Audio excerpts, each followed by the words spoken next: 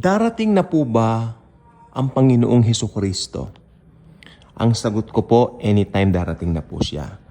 Bakit po sinabi kong anytime? May nagtanong po kasi sa akin kanina, I made a vlog earlier tungkol po dun sa dami-dami mga post dito sa Facebook regarding sa meron kasing blood moon on the 7th of September. Then meron pa yung syempre, sabi nila rapture na raw sa September 23. Ako ang stand ko po rito, anytime darating ng Panginoong Jesus. Kasi imminent po ang rapture. Gusto kong linawin sa inyo, pag binanggit kong darating na si Jesus, hindi ko sinasabi na second coming yaon. Ang sabi ko, darating si Jesus para kunin ang kanyang iglesia o ang kanyang simbahan.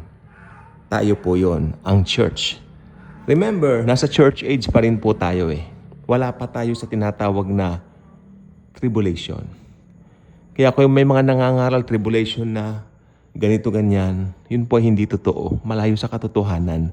At meron po nag-comment sa akin, I would like to acknowledge those people who are trying their best to express kung ano yung pananampalataya nila sa ating comment section. Because ang comment section natin bukas po kahit ano po yung paniniwala ninyo, kahit ano pa yung pananaw ninyo, ginagalang ko po yan.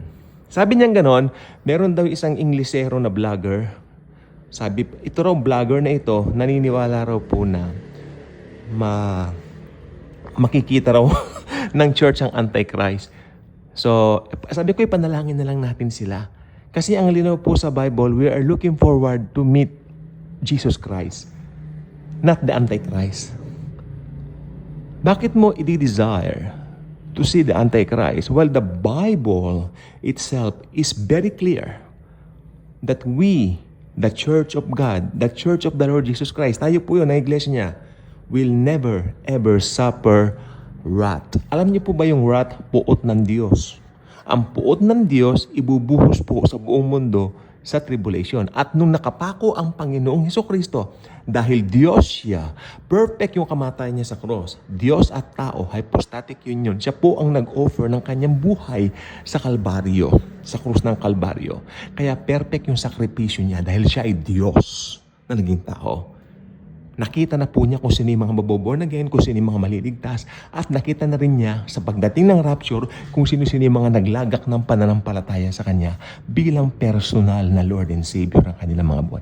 Ikaw ba yun? Isa ka ba doon? Congratulations. Kaya tignan niyo po bilang Diyos, alam niya na kung sino yung mga i-rapture niya. Okay? Yung puot ng Diyos, saan napunta yung puot ng Diyos? Lahat ng puot ng Diyos sa buong mundo pumunta sa katawan ng anak ng Diyos nung siya ay nakabayubay doon.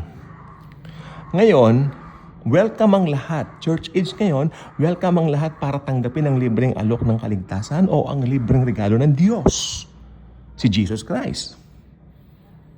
Pero kung ang tao ay malupit ang puso o ang tao ay matigas ang puso at ayaw niyang tanggapin ang libreng alok ng kaligtasan, ang taong niya na hindi natanggap ng regalo ng Diyos, ibig sabihin mananatili yung Adamic nature sa kanya at siya po ang magbabayad ng kanyang sariling kasalanan.